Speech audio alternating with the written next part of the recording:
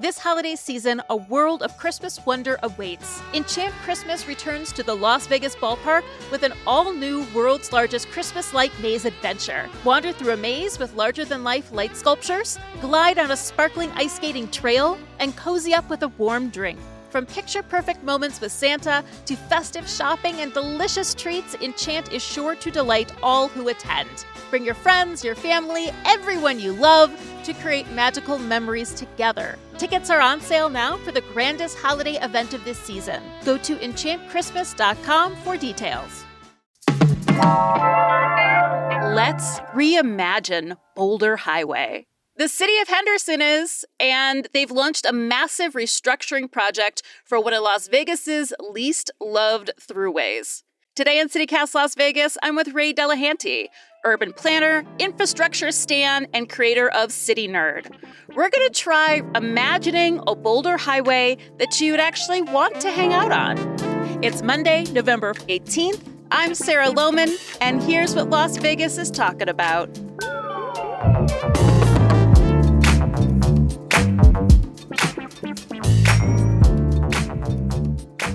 Ray, what is going on Boulder Highway? I live nearby. It's a road that I drive on, and I see a lot of orange cones happening. So the city of Henderson and the city of Las Vegas both engaged in a planning process, I don't know, several years ago, looking at ways to potentially reconfigure Boulder Highway from, kind of what it is today and what it has been, which is, at least 3 lanes in each direction with a super wide median and very narrow sidewalks and not the greatest environment for anybody who's not driving a car. And honestly, not a very great environment, even if you are driving a car. And looking at a way to reallocate the space to make it more friendly to people who aren't driving and potentially improve transit services and make it a more hospitable place for potential new development, something, things that are maybe a little bit more walkable, livable, and community oriented. Yeah, I mean, currently when you drive down that highway, there are some beautiful old motels and neon signage. There's also a lot of empty desert, like you can just sort of see out into the distance. And that's kind of it in that area. I mean, you have a 20-minute video on YouTube under CityNerd about Boulder Highway.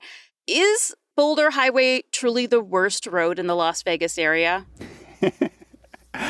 Oh, I don't know. I mean, that's a tough competition, right? Wow. A lot of people would say that Las Vegas Boulevard is awful in a lot of ways. I mean, it's kind of interesting and fun and pretty in some ways, but also kind of a nightmare to drive on, honestly. Yeah, that's fair. Yeah. And then I think before I made a video about Boulder Highway, I made a video about Charleston Boulevard, kind of along the same lines, just kind of looking at the way land use works and safety issues and how well it works for, people both driving or not driving a car. So there's some pretty stiff competition in the Las Vegas area. Charleston does really feel similar. And if you're driving from Hendertucky, as we've somewhat affectionately call it, to downtown, you end up taking both.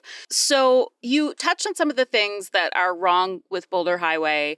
Can you get a little bit more into that? And I know, too, that the highway has kind of an interesting history of why it's laid out the way it's laid out.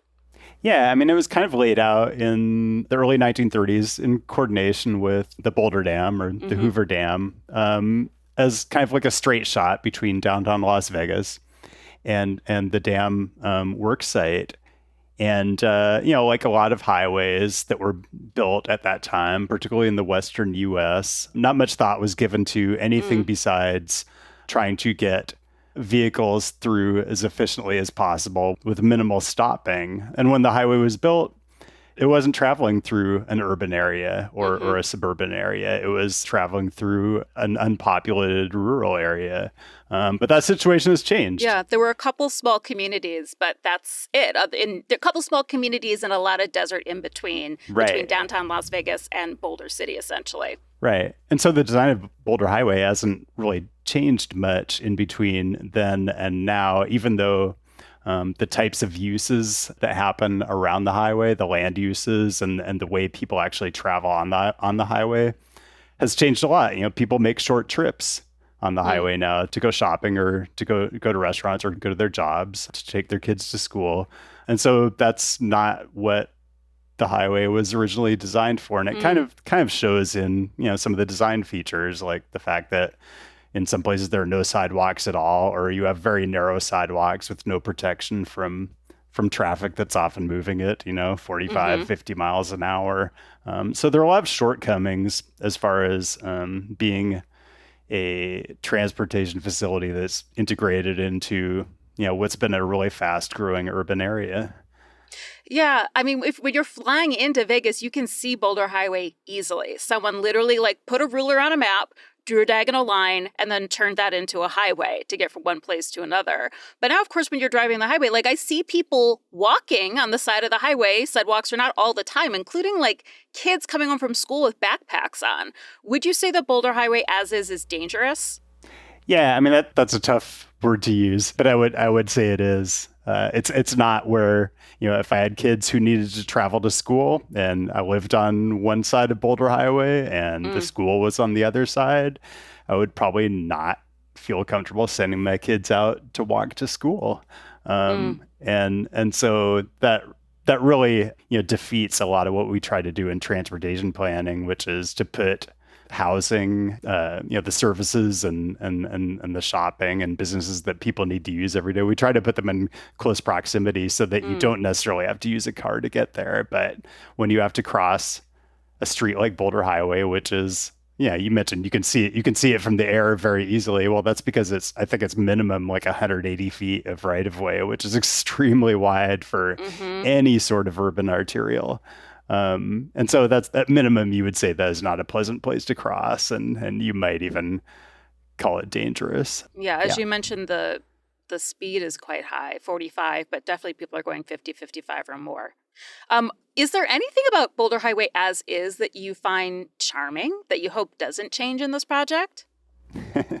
Well, I mean, the current project, I think it's just the City of Henderson section, and the plan was originally envisioned as reconfiguring the complete roadway all the way up to practically into downtown Vegas. So just the piece within the City of Henderson is happening right now, and it's not it's not a roadway I love particularly. I do think it's kind of interesting. I mean, when you get up into the little resort corridor where you have Sam's Town and Boulder Station, you kind of feel like you have a locals version of the Las Vegas Strip, which I don't know, if you squint and look at it, you might think, well, it's kind of cool that we have that there. But it's I don't find a whole ton of redeeming features to Boulder Highway the way it is laid out right now.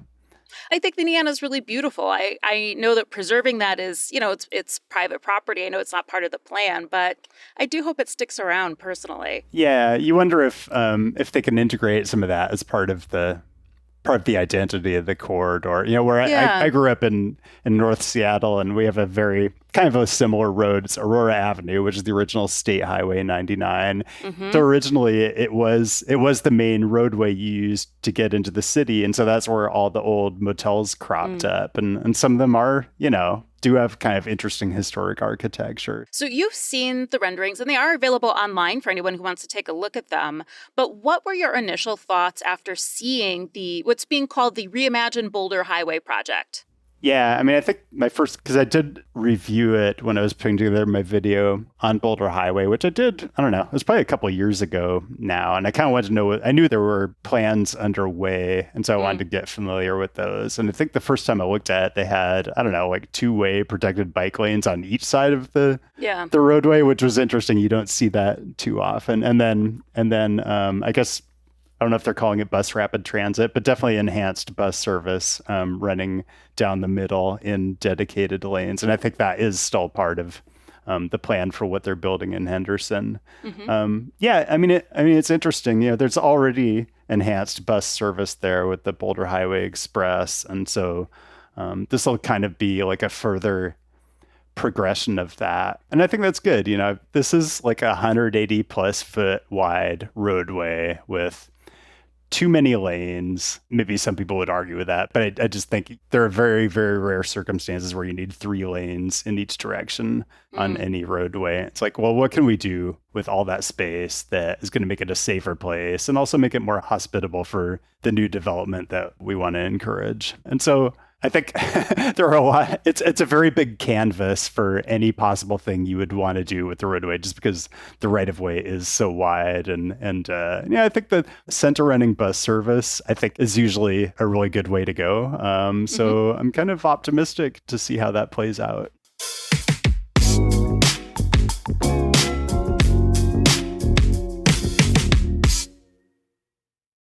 Wino, that's spelled Wineaux, is the latest rage for wine lovers and the vino curious around the valley. Located in a sweet new spot at the Uncommons off the 215, Wino is more than a wine bar, it's a marketplace. It's a welcome escape because it's so comfy in there too. It's a wine shopper's paradise. Wino is staffed with a helpful, knowledgeable, and friendly team that guides guests as they try, buy, and fall in love with great wines at all the price points for any budget. At Wino, you could order bottles, bites, and market items online for easy in-store pickup. There's also the Wine Club, where you could subscribe to get 2 unique bottles every month. Whether you're a curious newbie or an experienced connoisseur, their selection will have you excited to dive into a specific region or try a new grape variety. Head on over to winolv.com today to shop around, or head to Wino at the Uncommons for an in-store adventure. Ryan Reynolds here for, I guess, my 100th Mint commercial. No, don't. I mean, honestly, when I started this, I thought I only have to do like 4 of these. I mean, it's unlimited premium wireless for $15 a month. How are there still people paying 2 or 3 times that much? I'm sorry, I shouldn't be victim blaming here. Give it a try at mintmobile.com/save. Whenever you're ready. $45 upfront payment equivalent to $15 per month. New customers on first 3-month plan only. Taxes and fees extra. Speed slower above 40 gigabytes. See details. So in your dream world, as a transportation planner, and you're in charge and you have unlimited funds, what would you like to see change on Boulder Highway? Yeah, I've looked at the city's comprehensive plan and zoning maps. You know, what you really want is for some additional density to develop around those investments that you're making. So I think the actual roadway reconfiguration itself is fine, but it kind of doesn't go anywhere unless it attracts new investment and new development. But the whole Las Vegas Valley has an issue with low density development and how much that encourages reliance on driving. And if you have an enhanced bus service like you're going to have on Boulder Highway, you really want to leverage the ridership on that by having, more density around the stations and around the corridor. And I know there are a lot of opportunity sites there, like you mentioned already. You can walk along there and there can be interesting old motel architecture or other kinds of land uses, but there are also lots of either vacant or extremely low intensity land uses or just very underutilized space. So I'd really like to see a lot of those areas transformed into, the housing that the Las Vegas Valley desperately needs, and to develop that in a good way instead of just sprawling out more single family housing, which is just going to exacerbate traffic and a whole host of other issues. Yes, that area is like very much on the edge of our current developed area still. So it will be interesting to see what develops there. Is there anything that you've seen so far that you think is still missing from this plan? I don't know. Fair. Yeah, I mean, I haven't seen the. I don't know. I guess we would call it placemaking, and making sure it actually feels like part of Henderson when you're driving through it, and that it has. Because often when you do these corridor plans, you create. I don't know. You might call them gateway treatments at nodes. So like downtown Henderson is an obvious node that you would have more intense development around. And I would just want to see some design features that, kind of like you mentioned, that maybe echo the history of the Boulder Highway in an interesting way that helps remind people of, what the original purpose of the highway was and how it developed over time as a primary thoroughfare into the town. I think you can kind of have all those things and maintain a sense of history and identity even as you're transforming the highway. Yeah, I hope so. I would love to see a little love for the history of that area. Sometimes Vegas let's say Clark County as a whole is not necessarily very good at keeping the history while developing it, but Henderson has done a great job of that on Water Street, where those buildings are being preserved and reused too. Yep. And there are some super old neighborhoods. The area around 4 Mile Bar is an area called 4 Mile, and it's a natural spring. And that was being used by indigenous people, for thousands of years before we got here. So that's one of the oldest communities in the valley. Just looking at it from a safety perspective too, it's got things like traffic separated bike lanes, sidewalks, seem pretty basic, but also like a lot of tree plantings too. And so it looks for the first time like an appealing place to walk or ride a bike, and maybe a little bit more like a neighborhood than it ever has before. Do you feel the same way? Yeah. And I think the other piece is, I'm just going to go back to this idea of having an arterial with 3 lanes in each direction. There might be maybe a few hours every week where you might utilize something close to that capacity. But the problem is the other 23 hours of the day or 22 hours of the day, when you have a roadway like that, it really feels like a raceway, right? Yeah. People pass aggressively. You end up with these double or triple threat situations where if a pedestrian's trying to cross the street, one car might stop for them, but then the second car on the next lane might not. And so when you have the configuration you have now, it just introduces all kinds of potential safety conflicts. And so, the renderings I've seen make it look like it's going to be a much, definitely more pleasant and safer experience. Just if nothing else, in terms of having to cross fewer lanes when you cross the street. I mean, that's just a big deal all in itself. I mean, on the flip side, is that going to affect traffic? During rush hour, it can get really backed up along Boulder Highway. It could, but it really comes down to, and this is kind of from having done a lot of traffic engineering in my career, it rarely matters that much what the cross section of the street itself is. It really matters what's happening at the signals. And so some of that detail I think I've seen in the plans, although I would assume a lot of it has not been quite ironed out yet. But I'm not sure. Maybe they do have detailed plans for what the lane configurations are at the intersections. But those are the bottlenecks. Those are where the traffic gets delayed. And so if it has a similar configuration at the intersections as it has today, like they widen it out with an additional turn lane, additional right turn, additional left turn lane, then it's probably not going to really change the way traffic functions that much from what it does today. So when you're doing a massive construction project like the one we're seeing on Boulder Highway right now, how does that affect the surrounding community while it's going on? Yeah, it's difficult. I've definitely worked on projects where even before construction got underway, there had to be a lot of outreach, particularly to local businesses that depend on traffic passing by and being able to have their storefronts recognized and not be behind like cyclone fences, things like that. So it does cause disruption. There's kind of no way around that, but depending on the kind of job that the agencies that are running the construction are doing, if they do the outreach right and they find kind of other ways to kind of get the word out or help promote the businesses that are getting impacted, then that often helps a lot. You did point out in your video that most of the businesses, though, are payday loans, check cashing. Probably an exaggeration. I wouldn't say most of the businesses. Fast food drive-thrus. I mean, I do think that is mostly it at the moment, other than the hotels and maybe 4 Mile Bar. I don't know if anyone else is on Boulder Highway and needs some additional support, because I know it's can be hard for a business. Reach out. Are we overlooking you? We're so sorry. Right. Kind of speaking of, I feel like every time I'm navigating Boulder Highway, usually to like go downtown to visit my co-host David Figler, I feel like the lanes are changing every single day. It's a really confusing and sort of anxiety-producing process. So, like, what is the best way for a local to navigate this sort of daily changing construction?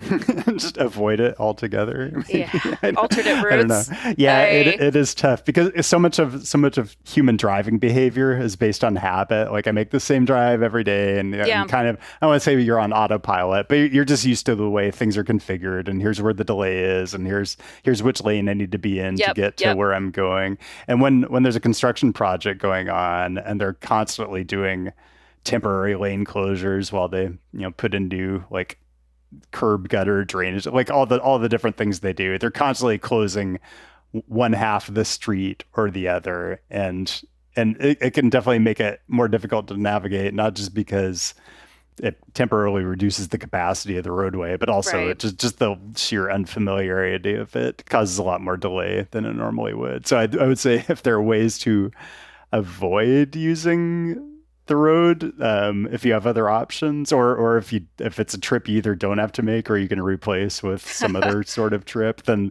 that's probably the recommendation. Sorry, David. I have new friends now. You're on the other side of the construction. I'm not going to see you anymore. You're hearing it live on the pod. No, my workaround is 515 to Boulder Highway exit, and then that gets you past most of what's going on there. Yeah. I mean, have you gotten a sense of the reception so far? Are people angry or annoyed at the inconvenience, or are excited about what's going to happen? Are people informed enough to know what that ultimately is going to look like on Boulder Highway? I haven't gotten too much feedback from people who I know in the Henderson community. So I'm not sure what the reception is right now. But it is one of those things where your attitude toward it during construction and your attitude when it's a finished project usually aren't the same thing, but it is a tough transition time when construction is ongoing. I know that a lot of your work and a lot of what's important to you as a planner is this idea of like a walkable, a people-friendly, let's put it that way, people-friendly urban environment, which is also, it seems like, the main push behind this Boulder Highway change. We are a car-based city with some isolated moments of walkability and often much older neighborhoods that were designed in the 1940s and 50s for walkability. So how do we as a community continue to push for quality, people-friendly infrastructure projects and also ensure that they actually get built? Yeah, this is a difficult question, and one that I think is a challenge for, again, particularly a lot of cities in the Western U.S. and in the Sun Belt, where because of the way a lot of the city was designed, and we're talking about cities that have seen most of their growth in the 1950s or later. We're not talking about like Pittsburgh or Detroit here. They're cities that where the infrastructure was really designed primarily for driving.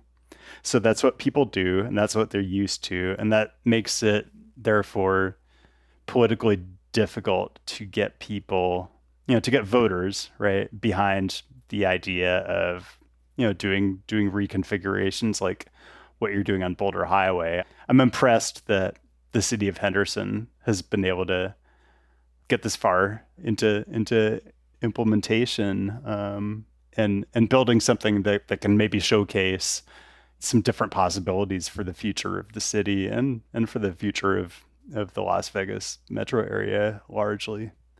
Yeah, honestly, I'm impressed with Henderson too. They recently did a study where they asked volunteers to meet at different intersections and walk parts of Boulder Highway and give the city feedback on the project. I've seen this sort of hands-on approach from the city a couple times before as they're considering development, and I think that's pretty remarkable. Yeah. I actually got to know a couple of the planners at City of Henderson while I was living there. And they really, they're extremely thoughtful people. So it's always a balance of responding to the immediate desires of the community and also keeping an eye on, well, it's a changing world. We're thinking about the future and how are our kids going to be living in 20 years? Those are all questions that planners always have to balance. And I think the city of Henderson does that pretty well. Ray, thank you so much. It's been so lovely speaking with you. Yeah, perfect. Thank you.